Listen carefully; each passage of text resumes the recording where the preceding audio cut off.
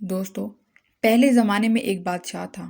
وہ شکار کے ارادے سے نکلا تھا کہ اس دوران اس کی نظر ایک خوبصورت لونڈی پر پڑی اور بادشاہ پہلی نظر میں اس پر عاشق ہو گیا۔ لہٰذا اس نے اس لونڈی کو خریدا اور خدا کی قدرت کہ وہ لونڈی بیمار پڑ گئی، معالجوں کو طلب کیا گیا تاکہ لونڈی کا علاج معالجہ ممکن ہو سکے۔ معالجوں نے کہا کہ ہمارے پاس ہر مرض کا شافی علاج موجود ہے، لیکن انہوں نے ساتھ انشاءاللہ کہنا گوارا نہ کیا۔ لہٰذا اللہ تعالیٰ کو ان کا یہ رویہ پسند نہ آیا اور اللہ تعالیٰ نے ان کے علاج کو اپنی شفا سے محروم رکھا اور ان کے علاج معالجے سے کچھ وصول نہ ہوا۔ بادشاہ کی حالت غیر ہونے لگی، ادھر لونڈی بھی بیماری کی وجہ سے لاغر ہونے لگی۔ معالج علاج سے معذور ہو چکے تھے۔ یہ جان کر بادشاہ نے مسجد کا رخ کیا اور خدا کے حضور سجدہ ریز ہو گیا اور اس کی تعریف و توصیف سر انجام دینے لگا اور رو رو کر اس سے فریاد کرنے لگا۔ رحمت خداوندی جوش میں آئی۔ ادھر بادشاہ بارگاہ الہی میں روتے روتے بے حال ہو کر نیند کی آغوش میں جا پہنچا تھا۔ خواب میں اسے یہ نوید سنائی گئی کہ ایک اجنبی شخص آئے گا اور وہ لونڈی کا علاج کرے گا اور اس کا علاج بس فضل خدا جادو اثر ہوگا۔ بادشاہ اس اجنبی کا منتظر رہا۔ بالآخر متذکرہ اجنبی آن پہنچا۔ بادشاہ نے اس کا استقبال کیا۔ بادشاہ نے اس اجنبی مہمان سے ملاقات کی اور عاجزی و انکساری کے ساتھ پیش آیا اور اس سے مدد کی درخواست کی۔ بادشاہ اس اجنبی کو بیمار لونڈی کے پاس لے گیا۔ اس نے لونڈی کا معائنہ کیا اور یہ انکشاف کیا کہ معالجوں نے اسے جو دوا دارو دیا تھا وہ درست نہ تھا، کیونکہ وہ جسمانی طور پر درست تھی بلکہ دل کی بیماری میں مبتلا تھی۔ لونڈی کے مرض سے آشنائی حاصل کرنے کے بعد اجنبی نے بادشاہ سے کہا کہ میں تنہائی میں لونڈی کے ساتھ بات چیت کرنا چاہتا ہوں۔ اجنبی نے اس سے دریافت کیا کہ وہ کس شہر سے تعلق رکھتی تھی، اس کے رشتہ داروں کے بارے میں دریافت کیا اور اس سے مختلف سوالات کرتا رہا۔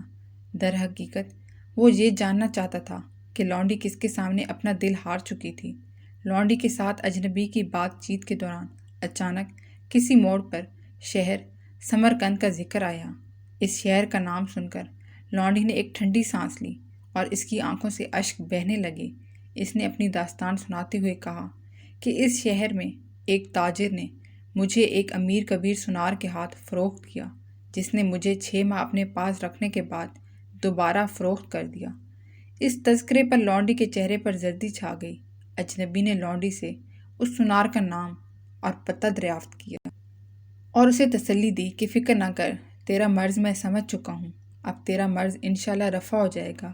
اجنبی نے لونڈی کے مرض کے بارے میں چند ایک حقائق بادشاہ کو بتا دیے اور بادشاہ سے کہا کہ کسی ایلچی کو سمرقند روانہ کیجیے جو سنار کو انعام و اکرام کا لالچ دے کر دربار میں لائے تاکہ اس کو دیکھ کر لونڈی کی جان میں جان آ جائے۔ بادشاہ نے 2 ایلچی سمرقند روانہ کیے جو اس سنار تک جا پہنچے اور سنار کے فن کی تعریف کرنے لگے اور بادشاہ کی جانب سے کچھ انعام و اکرام اور سونا چاندی اس سے پیش کیا اور اپنے ساتھ چلنے کے لیے کہا۔ وہ بیوی، بچے، کام کاج، شہر اور گھر بار وغیرہ سب چھوڑ کر ان کے ساتھ چل پڑا۔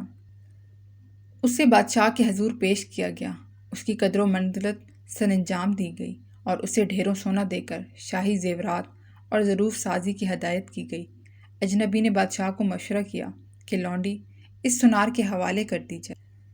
لہٰذا بادشاہ نے لونڈی سنار کے نکاح میں دے دی۔ اس دوران اجنبی نے سنار کے لیے ایک ایسا شربت تیار کیا جس کے کچھ ماہ کے استعمال کے بعد اس کا جسم نہ صرف کمزور بلکہ بدصورت بھی ہو گیا اور رنگت زرد پڑ گئی۔